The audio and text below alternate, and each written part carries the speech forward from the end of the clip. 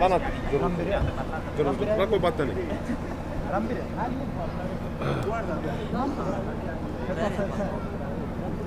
गांव बड़ौदा के बड़े ही क्रांतिकारी साथी, क्रांतिकारी बुजुर्ग, माताएं, बहनें, नौजवान साथी, आदरणीय सतबीर पहलवान जी, आदरणीय जोगेंद्र नैन जी, विकास जी, भूपेंद्र जागलान जी, शीलू चांदपुर जी, डॉक्टर देवेंद्र बल्हारा जी, अनीता जी, पूनम जी और भी तमाम साथी जिनके मैं नाम नहीं ले पाया, उनको दोगुने मान सम्मान के साथ सबसे पहले सबको हाथ जोड़ के राम राम। और जिन साथियों के साथ मैं चल के आया हूं, हमारे साथी भाई प्रदीप नेहरा जी, विजय सरोहा जी, अजय जी, अमित जी, उन सब का भी सबका बहुत बहुत धन्यवाद करते हैं। समय का अभाव है, इसलिए कम समय में थोड़ी ज्यादा बातें कहने का प्रयास करेंगे।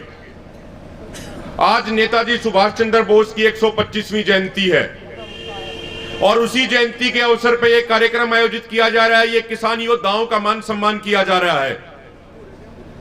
यदि किसी भी महान व्यक्ति को हम सच्ची श्रद्धांजलि देना चाहते हैं तो उसका सबसे बढ़िया तरीका यह है कि उस महान व्यक्ति के विचारों को हम अपने जीवन में उतारने का काम करें। हम यदि उनके जन्म दिवस पर, उनकी मृत्यु तिथि पर उनको याद करके उन पर फूल चढ़ाकर उन्हें भूल जाएंगे तो उनकी जयंती और उनकी पुण्यतिथि बनाने का कोई मतलब नहीं रह जाता। यदि किसी को सच में श्रद्धांजलि देनी है तो हमने उसके विचारों को याद करना होगा। नेताजी सुभाष चंद्र बोस के जो 3 अंगरक्षक बॉडीगार्ड होया करते, एक उसमें हिंदू था, एक सिख था, एक मुसलमान था। उन्होंने कभी भी समाज के किसी भी व्यक्ति के साथ जाति और धर्म के आधार पर कोई भेदभाव नहीं किया। वो एक ऐसा भारत बनाना चाहते थे जिस भारत का हर व्यक्ति स्वाभिमानी हो, जिस भारत के हर व्यक्ति का मान सम्मान दुनिया के हर कोने में किया जाए। वो ऐसा समाज बनाना चाहते थे जिस समाज में किसी भी व्यक्ति के साथ जाति और धर्म के आधार पर कोई भेदभाव नहीं किया जाएगा। आज जरूरत है कि नेताजी सुभाष चंद्र बोस के विचारों को हम अपने जीवन में, अपने समाज में उतारें। साथियों, एक वो व्यक्ति थे नेताजी सुभाष चंद्र बोस जो उस समय बड़े ही ताकतवर व्यक्ति कहे जाने वाले एडोल्फ हिटलर की आंखों में आंखें डाल के यह बात कह दी थी कि भाई ये काम इस तरीके से नहीं, ये काम इस तरीके से होगा। जब दूसरा विश्व युद्ध चल रहा था उससे पहले किसी के अंदर इतनी ताकत नहीं थी कि एडोल्फ हिटलर की आंखों में आंख डाल के उसकी बात को कोई गलत कह दे। लेकिन नेताजी सुभाष चंद्र बोस में इतना जज्बा था, उनमें इतनी हिम्मत थी, इतनी उनमें बहादुरी थी, इतना स्वाभिमान था कि जो बात उनको गलत लगी उन्होंने हिटलर की भी वो बात गलत बोल दी। आज ऐसे व्यक्तियों की जरूरत है समाज के अंदर। आज ऐसे पंचायती व्यक्तियों की जरूरत है जो सही को सही कहें और गलत को गलत कहें। उनके इस बात का कोई फर्क नहीं पड़ना चाहिए कि भाई जो गलत कर रहा है वो मेरा भाई है, मेरा भतीजा, मेरा अपना है कि नहीं है। यदि वो गलत कर रहा है तो उस गलत को हम गलत कहने की हिम्मत रखें। ऐसे लोगों की आज जरूरत है। और साथियों, अंत में एक छोटी सी बात कहूंगा, समय का अभाव है बातें बहुत कहने के लिए। आज जरूरत है हमारे समाज को, गांव को जागरूक होने की।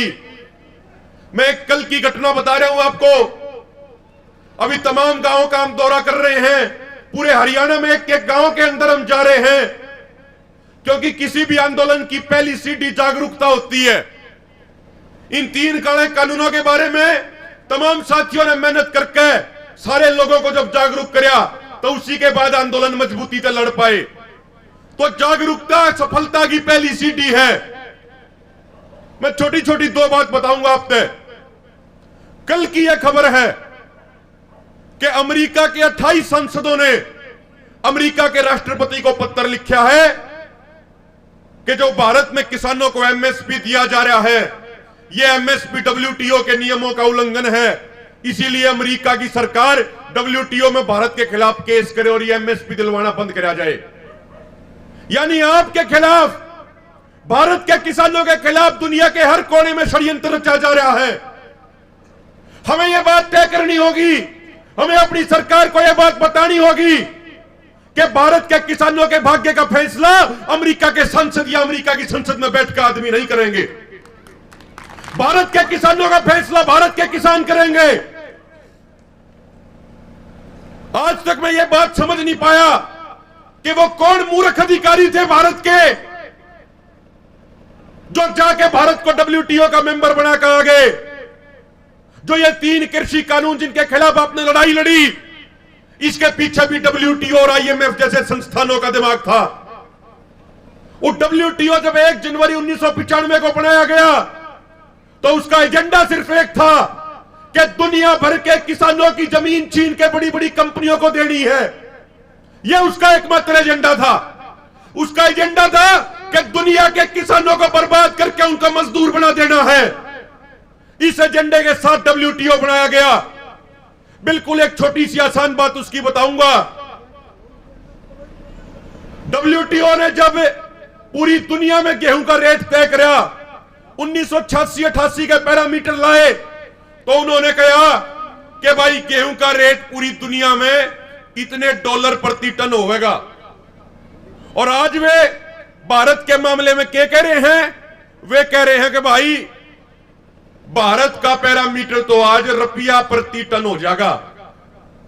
मेरे बुजुर्गों एक बात बताओ, उस टाइम $1 में 10 रुपया आया करते, आज $1 में 75 रुपया हुए हैं।